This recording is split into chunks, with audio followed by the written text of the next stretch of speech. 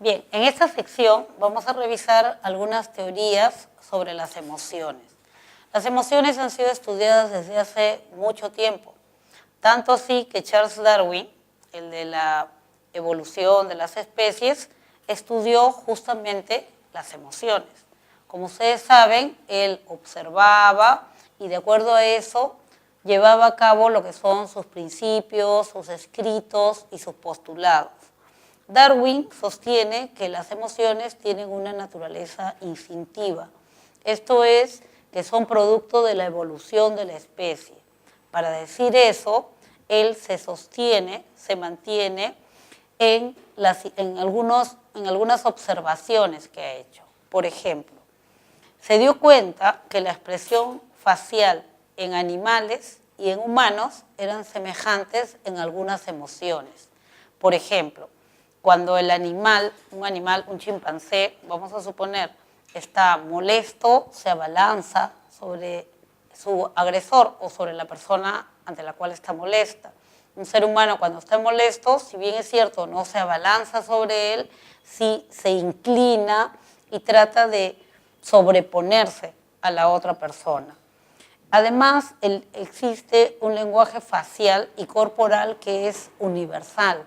Aquí, en la China, en la India y en todas partes del mundo, la persona que está feliz lo que hace es mostrar una expresión que asemeja o que simula o que muestra una sonrisa. O sea, la sonrisa es la expresión facial característica de una persona que está feliz, así como el hecho de que las comisuras labiales y las cejas caigan es la expresión de la tristeza. Entonces quiere decir de que la expresión facial es universal, sin que nadie haya visto a nadie, tiene la misma expresión facial para las mismas emociones. Además, los niños ciegos de nacimiento también exhibían ese tipo de expresión facial, sobre todo para algunas de las emociones que hoy conocemos como emociones básicas, tristeza, alegría, enojo, eran emociones que tenían el mismo rostro o la misma expresión facial. Bien, casi 100 años después, Paul Ekman, un psicólogo, hizo una investigación transcultural, o sea, una investigación que atraviesa culturas. Y él también demostró que existen emociones que tienen o que muestran la misma expresión facial. Él decía y nos mostraba que en diferentes culturas, en diferentes lugares del planeta, los niños y las personas muestran su alegría con un rostro semejante al que vemos aquí. Tristeza como un rostro semejante al que vemos aquí también. Cólera, asco, sorpresa, miedo, son emociones que tienen la misma expresión facial. Entonces, con esto, lo que nos están diciendo es que efectivamente Darwin tenía razón. Hay emociones que tienen la misma expresión facial. A partir de estas investigaciones, entonces, empezaron a dividirse las emociones en dos tipos de emociones. Las emociones llamadas primarias, que son aquellas emociones a las que Darwin se refería, que también en otras clasificaciones se le llama emociones básicas y que tienen las siguientes características. Son instintivas, o sea, nadie te enseñó a experimentar esa emoción, sino que tú vienes con ese repertorio. Las emociones básicas son emociones instintivas, de naturaleza hereditaria, si quieres. Están presentes en todas las culturas. Aquí, en Japón, en China, en Asia, en Suiza, están presentes esas emociones.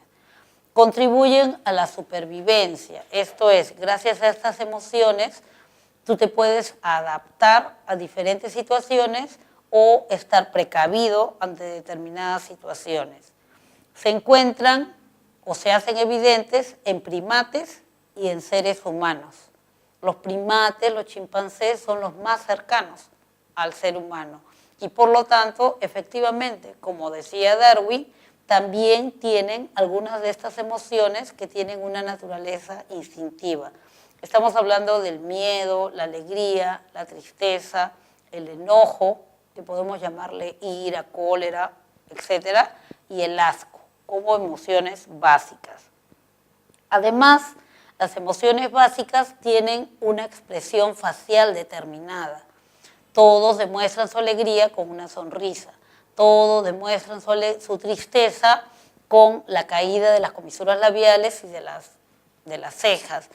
Todos demuestran su ira prácticamente colocando todos sus órganos sensoriales en el medio de la cara, ¿no? Cejas, nariz fruncida, boca, etc. Entonces tienen una expresión facial determinada y no cambian. Además, algo importante de notar es que las emociones varían en intensidad. Esto es, tienen una gradiente de intensidad. Las emociones básicas tienen una gradiente de intensidad. Quiere decir que no empieza de pronto como cólera o como pánico, sino que es algo que va aumentando. En el ejemplo que veíamos, decíamos, primero sintió preocupación, después sintió un poco de inquietud, temor, miedo, pánico, al ver que su hermanito no aparecía. Entonces, igual sucede con las otras emociones. Si hablamos, por ejemplo, del enojo, podemos decir que empieza como un fastidio. Primero algo me fastidia, me mortifica, me molesta, me da cólera, me da rabia, va creciendo en intensidad. Esta gradiente de intensidad no hay que perderla de vista, porque gracias a esa gradiente de intensidad es que nosotros podemos aprender a controlar las emociones. Y finalmente las emociones primarias o básicas se pueden combinar y al combinarse dan lugar a otras emociones más complejas. Si hablamos de emociones básicas o primarias es porque indudablemente existen las llamadas emociones secundarias o sociales. Estas emociones, llamadas emociones sociales o secundarias, se experimentan en relaciones interpersonales. O sea, esa emoción la vas a experimentar cuando estás relacionándote con otras personas. En grupo la aprendiste, en la relación interpersonal la aprendiste y la experimentas en una relación interpersonal también. Bueno, algunas son más desglosadas en algunas culturas y en otras simplemente son más gruesas, ¿no? Como que más polares. En Sudamérica, por ejemplo, nosotros desglosamos o degradamos las diferentes emociones, ¿no? De repente en mayor cantidad de pasos o que cierran el intervalo. Cuando hablamos de emociones sociales o secundarias, hablamos, por ejemplo, de la vergüenza, la culpa, el orgullo, el amor, los celos, envidia, empatía, como algunas de estas emociones. Es importante que ustedes tengan claro que las emociones, estas emociones llamadas emociones secundarias, tienen algunas características que sería importante que ustedes las conozcan para que las puedan diferenciar.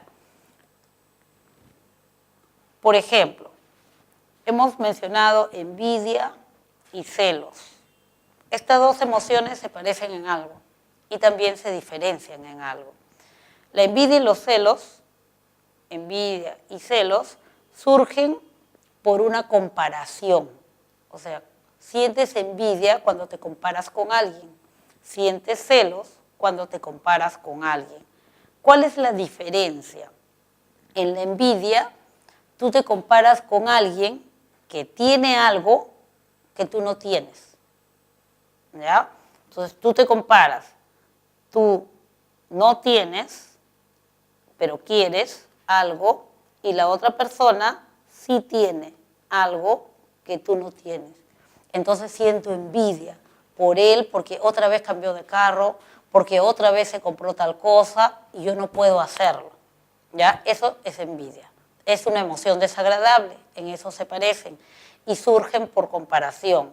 Pero en la envidia, tú no tienes algo que la otra persona sí tiene, pero que tú quieres. En cambio, en los celos, tú te comparas con alguien y ahora tú sí tienes algo. Tú sí tienes algo, pero crees que la otra persona te lo puede quitar. ¿Ya? También es una emoción desagradable. También surge por comparación. En eso se parece al anterior. Pero en los celos, tú sí tienes algo que crees que puedes perder. La otra persona no lo tiene, pero tú asumes que la otra persona te lo puede quitar. Y no solamente estoy hablando de pareja, porque generalmente se relaciona más con pareja, ¿no?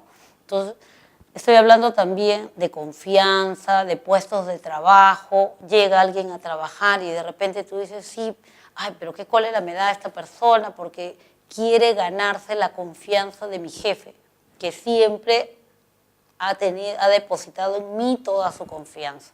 Entonces siento celos por la otra persona porque él no tiene algo, pero estoy yo casi segura que me lo va a quitar.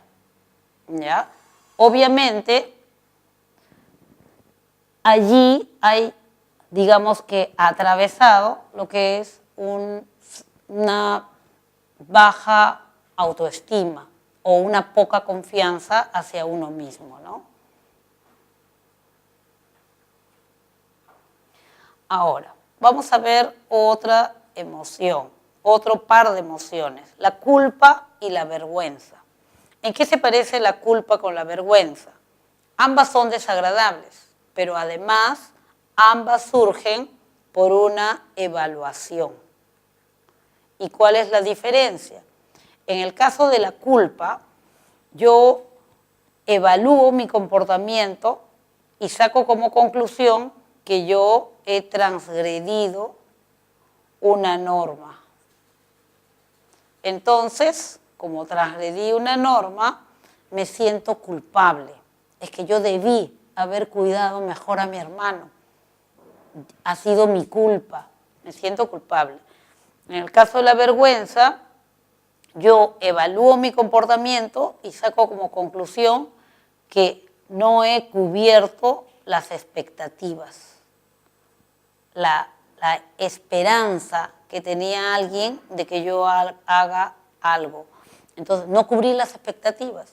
Entonces yo digo, por ejemplo, ay, yo tenía que haber ingresado a ese puesto de trabajo. Todos mis compañeros están esperando que yo ingrese. O mi papá está esperando que yo consiga esto. Ahora, ¿qué le voy a decir? ¡Qué vergüenza! O sea, cuando hablamos de vergüenza, siempre hablamos de alguien que no cubrió las expectativas. De ese alguien que puede ser un alguien real o algunas personas reales, ¿no? ¿Qué le digo a mis amigos? Yo le había dicho que era fijo que ingresaba. ¿Qué le voy a decir? ¡Qué vergüenza! O alguien que esté dentro de mí, o sea, alguien que esté en mi interior, ¿no? Alguien que funcione como un sensor mío. Entonces yo digo, ¿qué diría mi papá si se enterara de tal cosa? ¿No? Entonces, hay alguien a quien yo no le he cumplido, no cubrí con sus expectativas. Ahí siento vergüenza. En el caso del orgullo y el amor, ambas se parecen en que son emociones agradables. Ambas son emociones buenas, positivas. Y está bien tenerlas. En el caso del orgullo nos referimos a la felicidad que experimentas al medir o al darte cuenta de tus propios logros. Eso está bien. Sentirse orgulloso de sus progresos, sentirse orgulloso de los logros y los avances que va consiguiendo, es algo positivo, es algo que está bien y es algo que alimenta la autoestima de la persona. No está mal, es bueno, ¿ya? Y el amor es positivo también, es una emoción agradable que incluye lo que es el deseo de permanencia y exclusividad con otra persona, ¿no? El sentir la necesidad de ayudar y estar con otra persona casi con deseo de exclusividad.